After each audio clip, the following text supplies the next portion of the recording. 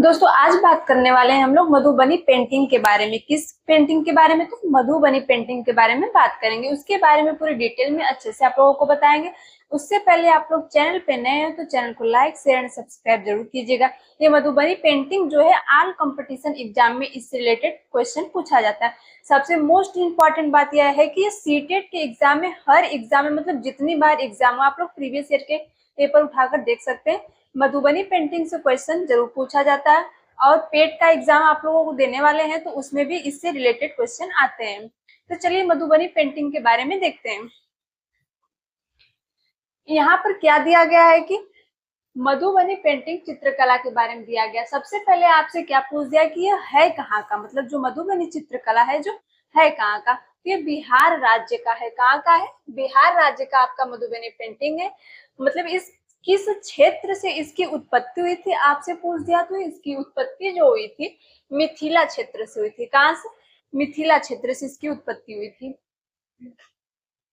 अब आपसे इसके मुख्य विशेषताओं के बारे में पूछ दिया कि इसकी विशेषताएं क्या है, तो इसकी विशेषता में हो जाएगा इसमें चमकीले रंग, बारीक रेखाएं और सजावटी आकृतियां प्रमुख है। यानी जो ये पेंटिंग है इसमें बहुत ही बारीक बारीक रेखाओं से पेंटिंग की जाती है, आकृतियां बनाई जाती है जिसमें चमकीले रंग भरे जाते हैं। अब यहाँ पर दिया गया है कि प्रमुख विषय, तो प्रमुख विषय में क्या आ जाएगा यहाँ पर? तो प्रमुख विषय में सबसे पहले बात करते हैं देवी देवताओं के बारे में। यहाँ पर देखिए दिया गया है राम सीता, राधा कृष्ण, शिव पार्वती जैसे धार्मिक विषय। यानी यहाँ पर इसका मतलब है कि राम सीता, राधा कृष्ण, शिव पार्वती का, यानी पहले शादी ब्याह में जो चित्रकारी की जाती थी दीवारों पर, वहां पे राधा कृष्ण, सीता, राम, शिव पार्वती सभी लोगों के चित्र बनाए जाते थे। अब यहाँ पर आ गया सूर्य, चंद्रमा, पेड़ पौधे, मछली और पक्षियों का चित्रण। यानी कि इनके साथ साथ किसका और भी चित्र बनाया जाता है? तो सूर्य, चंद्रमा, पेड़ पौधे, पक्षी सभी का भी चित्र बनाया जाता है। बात करते हैं यहाँ पर दिया गया है कि विवाह और दैनिक जीवन से जुड़े दृश्य बनाए जाते हैं। यानी शादी ब्याह में जो दीवारों पर इससे जुड़े चित्र भी बनाए जाते हैं। प्राकृतिक रंग, सबसे मोस्ट इम्पॉर्टेंट बात यह है, आप लोग इसको याद रखिएगा, इम्पॉर्टेंट है। तो प्राकृतिक रंग आपसे पूछ दिया कि जो मधुबनी पेंटिंग है इसे किससे मतलब मिलाकर बनाया जाता है, किन किन रंगों से बनाया जाता है।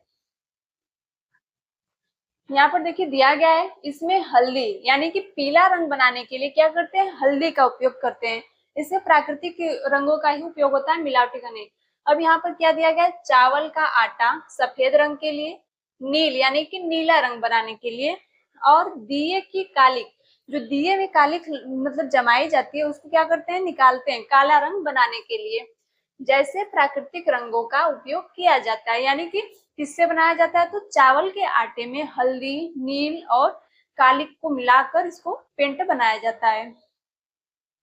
प्रमुख शैलियों की बात करते हैं। यहाँ पर दिया गया है कि प्रमुख शैलियां कितने प्रकार की होती हैं। तो जो प्रमुख शैलियां हैं आपका 5 प्रकार की होती हैं। कितने प्रकार? 5 प्रकार की। कौन कौन होती है? तो फर्स्ट यहाँ पर दिया गया है भरनी, कचनी, तांत्रिक, गोदना, कोहबर। तो आपसे यहाँ पर बात करते हैं भरने की। भरने का क्या मतलब होता है? यानी कि रंगों को भरने के लिए भरने का प्रयोग करते हैं। यहाँ पर कचनी दिया गया है। कचनी यानी कि बारीक रेखाओं को बनाने के लिए इसका उपयोग करते हैं। तांत्रिक जो है ये धार्मिक एवं सांस्कृतिक से जुड़ा हुआ है। गोदना का मतलब अर्थ है जो गोदना सब लोग पहले के गुदाते थे उस प्रकार की आकृति बनाई जाती है। कोहबर का आपका हो गया जो शादी विवाह में घरों में कोहबर बनाया जाता है वहां पर पेंटिंग बनाने के लिए।